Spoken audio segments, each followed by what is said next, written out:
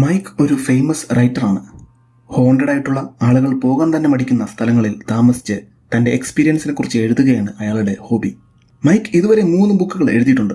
എല്ലാം best sellers ആയിരുന്നു. അതിനുശേഷം ഒരുപാട് ഹോട്ടൽ ഓണേഴ്സ് തങ്ങളുടെ ഹോട്ടൽ ഹോണ്ടഡ് ആണെന്ന് പറഞ്ഞു വന്നിരുന്നു. പക്ഷേ അതെല്ലാം പബ്ലിസിറ്റിക്ക് വേണ്ടിയുള്ള കള്ളങ്ങളായിരുന്നു. ഒരിക്കൽ മൈക്ക് തനിക്ക് വന്ന ലെറ്റേഴ്സ് നോക്കുന്നതിനിടയ്ക്ക് ഡോൾഫിൻ ഹോട്ടലിൻ്റെ പോസ്റ്റ് കാർഡ് കാണുന്നു. അതിൽ 1408 താമസിക്കരുത് എന്ന് എഴുതിയിരുന്നു. അന്ന് തന്നെ മൈക്ക് ആ ഹോട്ടലിൽ വിളിച്ച് റൂം ബുക്ക് ചെയ്യുന്നു. പക്ഷേ റിസപ്ഷനിസ്റ്റ് 1408 എന്ന റൂം ഒഴിച്ച് വേറെ ഏതും തരാം എന്ന് പറയുന്നു. മൈക്ക് നേരിട്ട് ഹോട്ടലിൽ ചെല്ലുന്നു. ഹോട്ടൽ മാനേജർ മൈക്കിനെ തന്റെ റൂമിലേക്ക് വിളിച്ച് ആ റൂമിനെ പറ്റിയുള്ള പ്രേതകഥകൾ വിവരിക്കുന്നു. അതൊന്നും കേട്ട് മൈക്ക് പേടിക്കുന്നില്ല.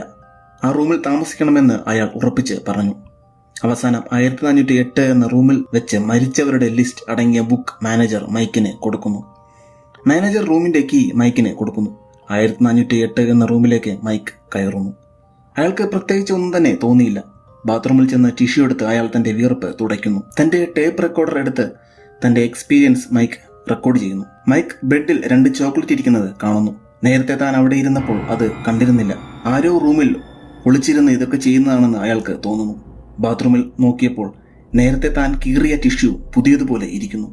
അയാൾക്ക് മൊത്തത്തിൽ ഒരു അൺഈസി ഫീൽ ചെയ്യുന്നു. അയാൾ ലൈറ്റ് മുഴുവൻ ഓഫ് ചെയ്ത് അൾട്രാ വയലറ്റ് ലാമ്പ് എടുത്ത് റൂം പരിശോധിക്കുന്നു. അവിടെ മുഴുവൻ ചോരപ്പാടുകൾ കൊണ്ട് നിറഞ്ഞിരുന്നു. മൈക്ക് തന്റെ ബെഡിൽ പോയിരിക്കുന്നു. പെട്ടെന്ന് അടുത്തിരുന്ന റേഡിയോ ഓണാകുന്നു. പേടിച്ചു പോയ മൈക്ക് അതിന്റെ കണക്ഷൻ ഊരിയിടുന്നു. പക്ഷെ അത് ഓഫായില്ല. പകരം 1 മണിക്കൂർ ടൈമർ അതിൽ തെളിയുന്നു. അയാൾ വിൻഡോ തുറന്ന് നോക്കുന്നു. പെട്ടെന്ന് വിൻഡോ അയാളുടെ കയ്യിൽ വീണ് പരിക്ക് പറ്റുന്നു. അയാൾ റിസപ്ഷനിസ്റ്റിനെ വിളിക്കുന്നു. പക്ഷെ മൈക്ക് പറയുന്നൊന്നും അവർ കേൾക്കുന്നുണ്ടായിരുന്നില്ല. അയാൾ അവിടെ നിന്ന് പോകാൻ തീരുമാനിച്ചു. പക്ഷേ അയാൾക്ക് ഡോർ തുറക്കാൻ സാധിക്കുന്നില്ല. മൈക്ക് കിണഞ്ഞ് പരിശ്രമിച്ചിട്ടും ഡോർ തുറക്കാൻ സാധിക്കുന്നില്ല. അയാൾ ഡോറിന്റെ ഹോളിൽ കൂടി പുറത്തേക്ക് നോക്കുന്നു. അപ്പുറത്തു നിന്ന് മറ്റൊരു കണ്ണ് അയാളെ തുറച്ചു നോക്കുന്നത് കണ്ട് അയാൾ പേടിച്ചു പോകുന്നു. മൈക്ക് വിൻഡോ തുറന്ന് ഉച്ചത്തിൽ ശബ്ദമുണ്ടാക്കി ആളുകളെ വിളിക്കുന്നു. ആരും തന്നെ കേൾക്കുന്നില്ല. പെട്ടെന്ന് അപ്പുറത്തെ ഫ്ലാറ്റിൽ ഒരാൾ ഇരിക്കുന്നത് മൈക്ക് കാണുന്നു. തന്നെ രക്ഷിക്കണമെന്ന് മൈക്ക് പറയുന്നു. മൈക്ക് പോലീസിനെ വിളിക്കാൻ അയാളോട് പറയുന്നു. പക്ഷെ മൈക്ക് കാണിക്കുന്നത് തന്നെ അനുകരിക്കുകയാണ് അയാൾ ചെയ്യുന്നത്. മൈക്ക് എന്ത് ചെയ്താലും അയാൾ അത് തന്നെ ചെയ്യുന്നു. ഇരുട്ട് കാരണം അയാളുടെ മുഖം മൈക്കിനെ കാണാൻ സാധിക്കുന്നില്ല.